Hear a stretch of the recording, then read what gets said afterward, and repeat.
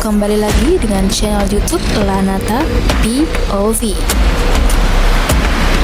dengan membahas alur cerita dari sebuah film Korea, The Officer Black Belt.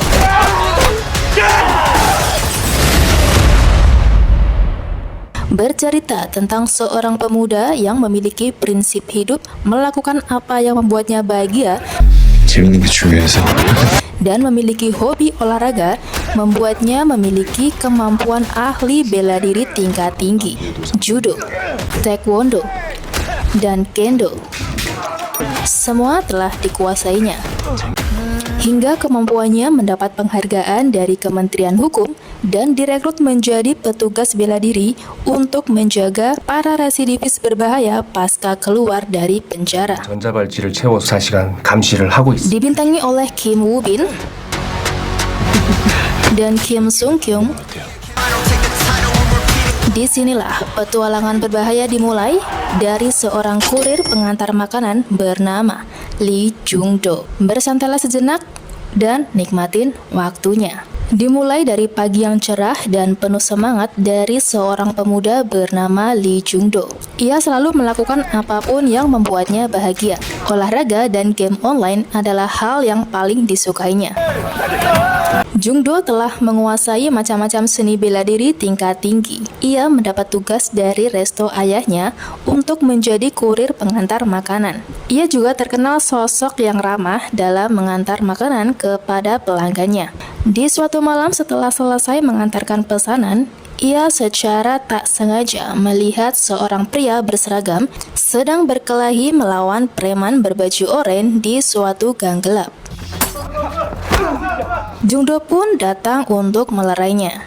Dengan seni bela dirinya, ia tak sadar ternyata sedang membantu petugas bela diri menahan seorang tahanan elektronik sang residivis berbahaya.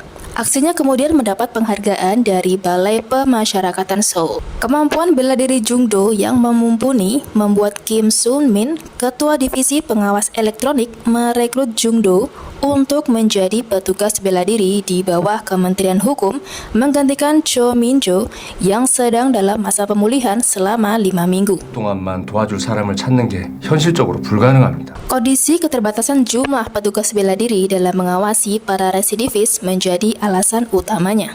발찌를 찬 사람이 5,000명 정도. Jung Do awalnya nampak ragu untuk melakukan pekerjaan tersebut. Apakah pekerjaan tersebut menyenangkan baginya? 재밌나요? 제가 재밌는 게 중요해서.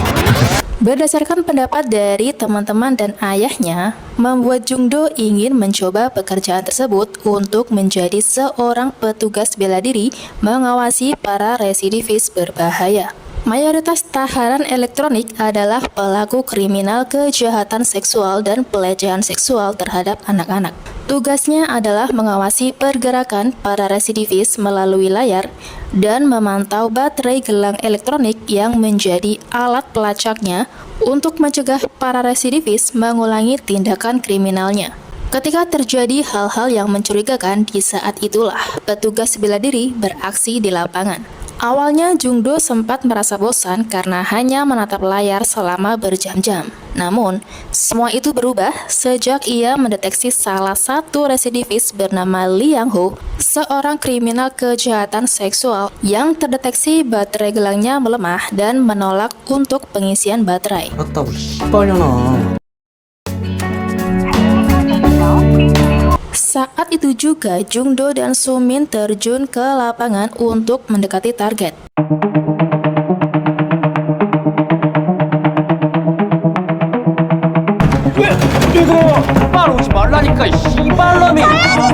Disitulah pertama kali Jung Do menggunakan alat kejut listrik dan mulai menyukai pekerjaannya. Selanjutnya terdeteksi pergerakan abnormal dari penjahat seksual bernama Lee Jong-in yang hendak melancarkan aksinya di tempat penitipan anak. Melihat kecurigaan tersebut, target berhasil diringkus oleh Jung Do di lapangan. Awalnya Jung Do sempat terprovokasi oleh target, namun Pak Sun Min segera meredakan emosinya. 아유, 그만 이해해. Aksi Jungdo yang berdedikasi membuat Kim Sun Min ingin mentraktirnya, namun Jungdo justru mengajak teman-teman dekatnya beralih di resto untuk makan bersama. Jungdo mulai memperkenalkan satu persatu temannya kepada Pak Kim. Di antaranya ada Kang, Bongpal, dan Cha. Kim Sun Min sudah Jungdo anggap sebagai kakaknya sendiri. Mereka kemudian berkumpul dan minum bersama seperti keluarga. Pasca acara makan bersama, Kim Sun Min mendapat kabar dari rekannya bahwa terdapat pergerakan yang mencurigakan dari target residivis pelaku pembunuhan bernama Min Do Wong, dan sayangnya target tak bisa dihubungi. Berdasarkan titik lokasi GPS, sang pelaku tidak jauh dari lokasi Pak Kim dan Jungdo. Butuh waktu 1 menit untuk menggunakan mobil menuju ke titik GPS. Namun sayang, pelaku justru memutus gelang elektronik yang membuat keberadaannya tidak terdeteksi. Tak hilang akal, mereka menggunakan drone milik Bongpal untuk mencari keberadaan sang pelaku. Beruntung pelaku berhasil ditemukan. Jungdo kemudian berlari menuju target dengan bantuan arahan dari temannya. 거기 오른쪽에 쭉 직진 쭉. Sesampailah Jungdo di area TKP, Jungdo akhirnya berhasil menemui target yang tampak kesal dengan muka bengisnya. 나 무도 실무관이죠. Target nampak ingin melakukan percobaan pembunuhan terhadap temannya sendiri. Saat mendekati target, Jungdo akhirnya menyadari bahwa Min Do Wong ingin membunuh temannya karena ia sering diejek sebagai tahanan gelang elektronik. 안 가면 죽어버릴 거야. 나 착하게 살라고 노력하고 있거든. 자꾸 사람들 앞에서. Nampak seorang Min Do Wong sudah berusaha hidup lebih baik dan tak mengulangi kejahatannya. Namun karena tekanan mental yang dialaminya di kehidupan sosial, membuatnya putus asa dan ingin melenyapkan temannya dan berlanjut bunuh diri. 내가 하는 말 그대로 전달해. 네가 내 목소리가 돼줘. 참으셔야 이기시는 겁니다. 조금만 더 버티시면, 그러니까 칼 내려놓으세요. Akhirnya, berkat kerjasama Jungdo dan Sun Min, mereka berhasil meyakinkan target untuk menghentikan aksi pundirnya. Di suatu hari, Jungdo sedang berjalan-jalan di keliling kota. Namun, tak sengaja, ia mengetahui gerak-gerik targetnya bernama Kim Geum-nam yang nampak mencurigakan. Kim Geum-nam adalah pelaku kriminal kejahatan seksual. Jungdo kemudian mendatangi kantornya untuk memastikan pergerakan dan riwayat kriminal sang pelaku. 오늘은 내 맘대로 놀 거야, 씨발. Jungdo akhirnya turun ke lapangan menggunakan peralatan petugas bela diri dan membuntuti sang residivis untuk mencegah tindakan kriminalnya.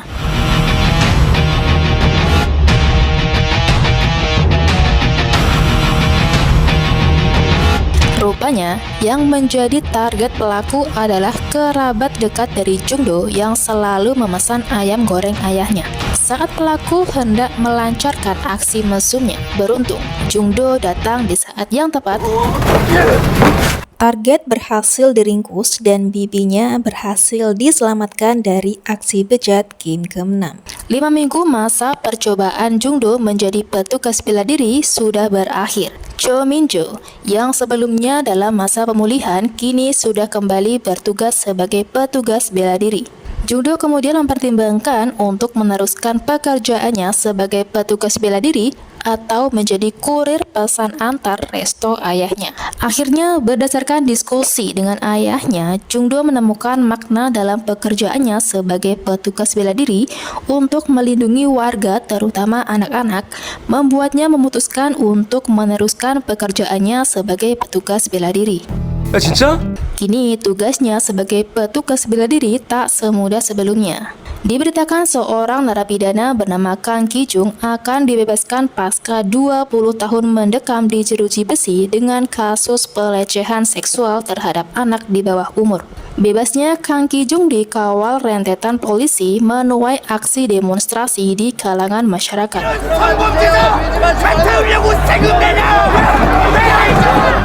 위험합니다. 앞으로 나오세요. Setelah 20 tahun penjara, Kang Ki-jung menjadi tahanan gelang elektronik selama 10 tahun di bawah pengawasan tim petugas bela diri dan menjadi target berbahaya. Petugas kepolisian pun melakukan patroli demi menjaga keamanan masyarakat setempat. Namun tak berselang lama, pergerakan Kang Ki-jung terdeteksi mencurigakan. Jung-do akhirnya turun ke lapangan untuk membuntuti sang pelaku. Kang Ki-jung nampak hendak bertemu seseorang di sebuah mobil dengan kaca gelap. Rupanya Kang Ki-jung sedang melakukan negosiasi dengan seseorang untuk membuat video seksual terhadap anak-anak. Kaca mobil yang gelap membuat Jung-do tak menyadari keberadaan Ki-jung di dalamnya. Tak menyadari Kang Ki-jung di dalam mobil, Jung-do akhirnya pergi ke tempat lain untuk mencari keberadaan targetnya. Namun, ia tentu mengingat nomor platnya yang dianggap mobil tersebut sempat mencurigakan. Pencarian tak kunjung ditemukan. Pak Kim mulai menelpon Kang Ki-jung, namun ia terlambat mengangkat teleponnya. 김밥 먹으려고 집 앞 상가에 나와 있습니다. Jung-do lalu bergegas datang ke lokasi yang disebutkan dan tepat sekali Ki-jung sudah berada di sana.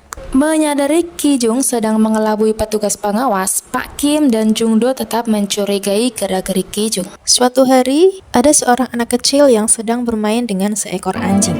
나랑 친구할래? 귀여워.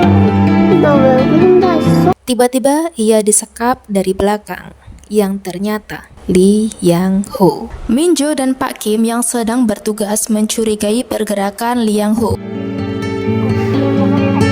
Sementara Jung-do mengawasi pergerakan Ki-jung di lapangan. Tibalah Min-jo dan Pak Kim di suatu gudang kertas. Terdengar suara seorang wanita yang sedang minta tolong. Namun setelah mereka mengejar ke sumber suara tersebut, justru ini merupakan sebuah jebakan dari Lee Yang-ho. Mereka pun akhirnya terlibat suatu perkelahian baku hantam. Begitupun dengan Jung-do, ia dijebak oleh Ki-jung dan terlibat perkelahian dengan para preman.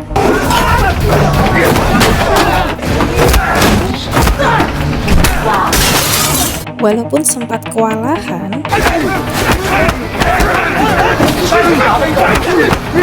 Jung-do berhasil melumpuhkan mereka satu persatu.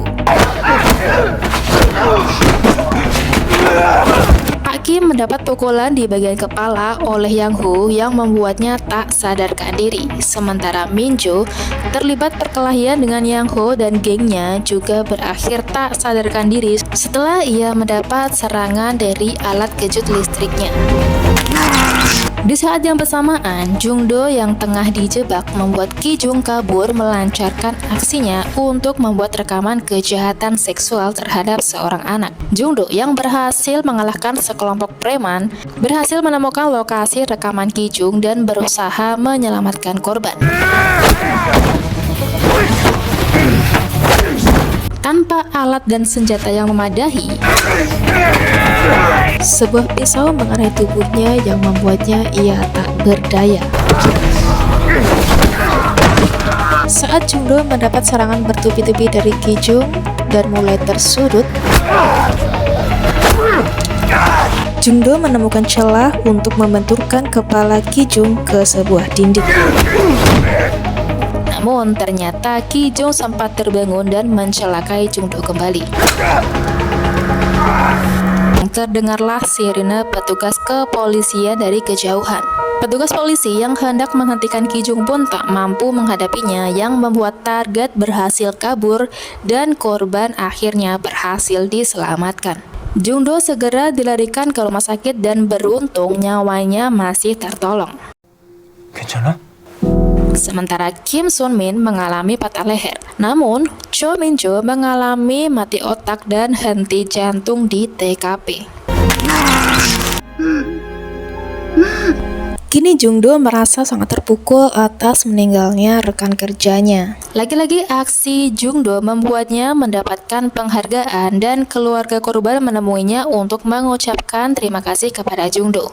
Namun, sang anak yang menjadi korban mengalami trauma berat.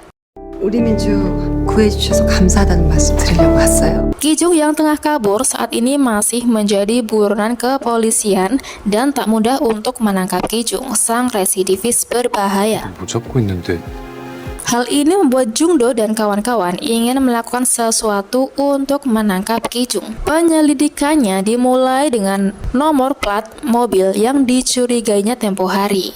108, 525 Akhirnya informasi pemilik mobil tersebut telah diketahui keberadaannya.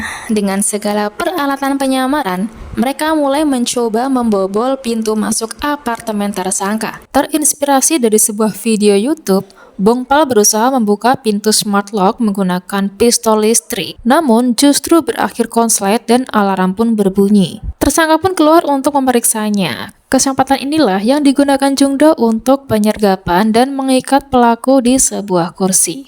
Si lembab mulai meratasi laptop dari tersangka dan mengejutkan ditemukan banyak sekali video eksploitasi seksual terhadap anak. 세계 컴퓨터에 아동 성착취물이 1테라가 넘게. Hal ini tentu memancing emosi dari Jungdo dan Jungdo hampir terprovokasi oleh tersangka.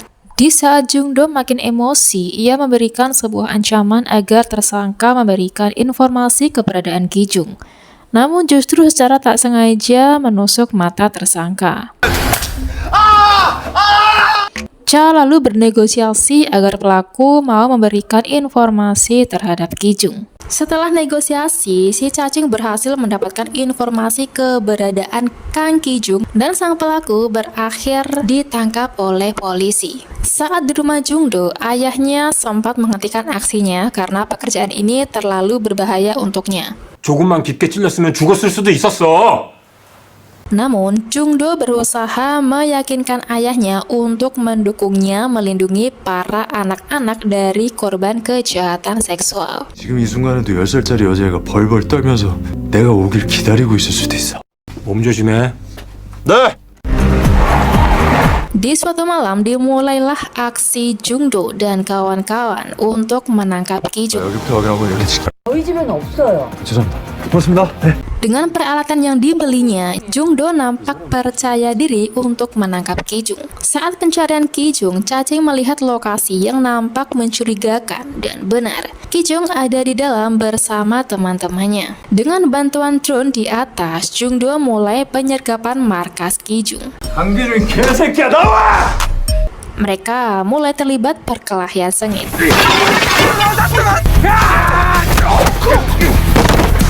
Satu persatu berhasil dilumpuhkan Jungdo dengan kemampuan bela dirinya. Sementara Kijung berhasil kabur di bawah pantauan drone milik lembab. Berdasarkan arahan dari teman-temannya, ia mengejar Kijung. Namun Kijung akhirnya menyadari bahwa ia sedang di bawah pengawasan sebuah drone.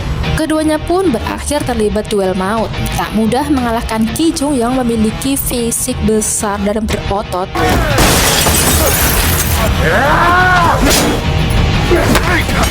Jungdo hampir kalah berduel dengan Kijung.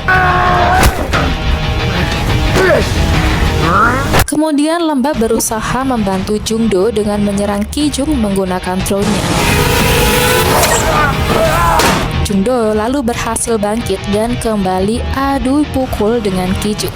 Beruntungnya Kijung berhasil dikalahkan dan ia berhasil memborgol tangan Kijung. Nah, film ini diakhiri dengan pemberian penghargaan terhadap aksi Jungdo dan kawan-kawan dalam membantu menangkap residivis berbahaya kejahatan seksual. Minju, sang anak yang sempat menjadi korban tempo hari, kini sudah pulih dari traumanya dan menemui Jungdo secara langsung. Kini kehidupan Jungdo tetap menjadi seorang petugas bela diri Kementerian Hukum Seoul dan mengawasi tindakan kriminal para tahanan residivis berbahaya.